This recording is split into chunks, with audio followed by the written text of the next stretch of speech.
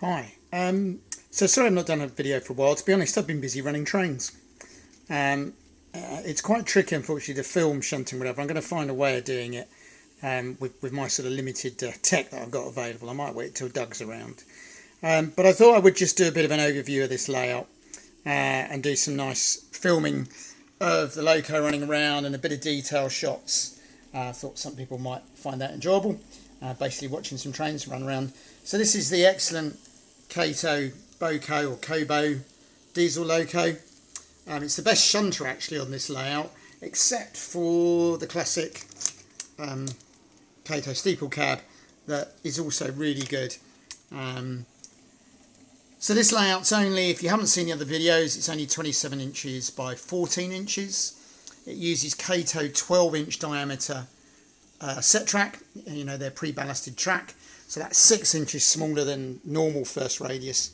But all the Japanese Kato stuff goes around it fine. It's designed to. I use the point motors in the points. But Doug's wired up for me ordinary DPTD switches. I've said that wrong, I'm sure. Rather than the Kato ones. Much cheaper. And then obviously I've got one of our controllers in there. So for me, it's pretty much probably one of the best layouts I've built.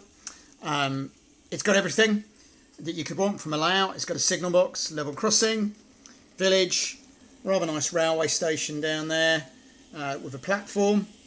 It's quite pleased with the station. Bus stop. It's got a hill and a road through it. A tunnel at the back there, pillbox on the top of the hill, and a very nice goods yard. A couple of buildings in the goods yard, 2 sidings. When I say I've been running trains, primarily I've been using it as an Inglenook shunting puzzle, which is really what it was built for. It's an oval, but it's really a shunting layout, if that makes sense. But it also gives me the opportunity to watch trains go around. So it really is a complete model railway. And then obviously I've even got the little stream down in there as well. Just done using cheap yacht varnish, actually, from Wilco's. When it was in existence. I do like the look of it. Not everybody I know likes the Kato track. I know it's not quite as convincing as ballasted track, but it is at the end of the day ballasted. Once you blended it in, it looks pretty good. Yes, I could paint the rails brown, and I might do at some point just to make it look a little bit more realistic. But it's very reliable, and obviously it took me all of about 15 minutes to lay all that track because it just clips together. And you know it's going to be fine. So unlike when you ballast and you know you've got to clean it and play with it and hope it all starts working again, you haven't got to do that with this. I've come to a bit of a halt on layout building. I've got Doug's in his cabin that I can have a look at, primarily because this layout works so well for me. I can do what I've just done tonight, which is turn it on, do some shunting, watch some trains go around. It's really... A number of you will know from my 00 days that I did lots of Homeward style layouts, and which were really this. And they just work because you can shunt and you can watch trains go around. If I put 8 wagons in the siding and use the steeple cab loco, I can alternate freight trains with passenger trains and just sit and run trains for half an hour. The rock face there in the hill I'm quite pleased with, just ready mixed filler. So it's very much the atypical budget model railways, this really. It's the pinnacle, I suppose, of everything we've spent best part of 10 years now, almost 11 years, building.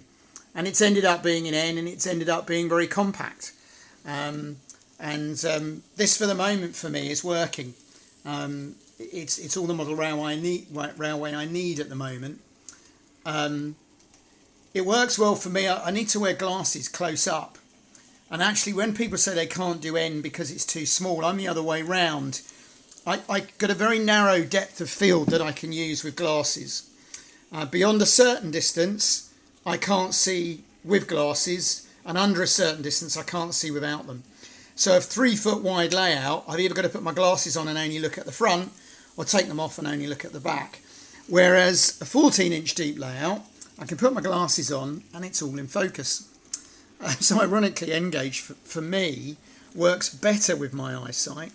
Nothing wrong with my long range eyesight. I've got extremely good long vision.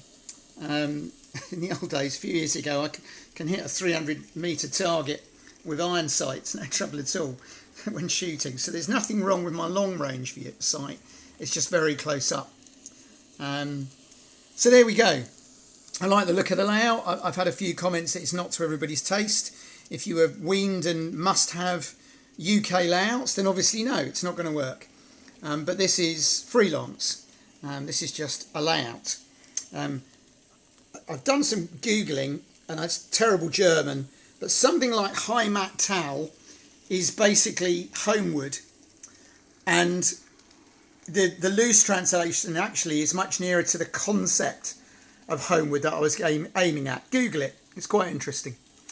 So there we go. I know you've seen this quite a lot, but at the moment, that's the model railway that I'm doing. I'll try and find a way of editing and doing a shunting video. Trouble is, as soon as you turn the camera on, everything that was running fine stops running properly. It's really annoying. So that's something to bear in mind. I do like the goods yard though. That's worked really well for me. I like this kind of continental style with the open goods loading area. I've got a forklift in there so that you can use that to unload. There's a little truck tucked in there actually. There's a little truck tucked in on the top of the hill. Freezer truck there. 2CV. Treated myself to a TCV the other day. I got quite a nice bus. I like the colourway it matched. As does the little van. I was pleased with the scratch built signal box. Built that myself to fit because I didn't have one that would fit. All the other buildings have sort of been painted and repurposed. The little church came from my late father's collection from a great many years ago, middle 1960s, late 1960s. Sat in a box, spotted it at my brother's. It wasn't another layout I built, and then it's found a more permanent home here. I've got to tidy the front up, and I'm trying to decide whether to exhibit this one or the bigger one when I exhibit next year. I'm hoping to take this to the Shunting Club next Friday. I have to say, big shout out to the Shunting Club. I was there last night, had a wonderful time. I'm finding being in a really friendly, open club a really nice experience. They're a great bunch. Doesn't matter what you run. There's no rivet counters. There's no people trying to tell you what you should or shouldn't be running. We were working on a club layout, and between us we managed to solve a couple of ideas, each of us contributing something. I like doing teamwork. On a personal front, it's good for me. I've spent a great number of years doing volunteer work, but always in a leadership role, always at whatever level, tending to be in charge and having to work with teams. And it's really nice to not be in charge. It's really nice to do something and I can just be me and natter to people. Because one of the problems, especially as you get up to very senior leadership, is people are always watching you. They're always, analysing what you're saying, and they tend to some people will find fault in it. Not everyone, a lot of very good people as well. But it's, I didn't know that it ever bothered me, but it's not quite as relaxing as just being not in charge, if that makes sense. So at the moment, I'm just enjoying my railways, really enjoying the Shunting Club. I'm sure there will be other model railway projects soon. I've got to work on Doug's a bit.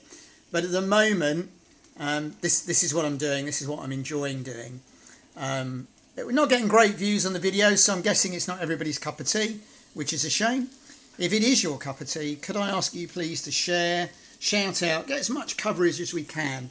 You know, this is a 27-inch by 14-inch layout with everything that you could want, really, from a model railway layout. All done on a budget. Pico wagon kits there, £8 or £9 each, painted up. They come up really well as well, don't they? Pleased with those. So there we go, a bit of a ramble tonight. But if you're still watching, thank you very much, and I'll speak to you again soon.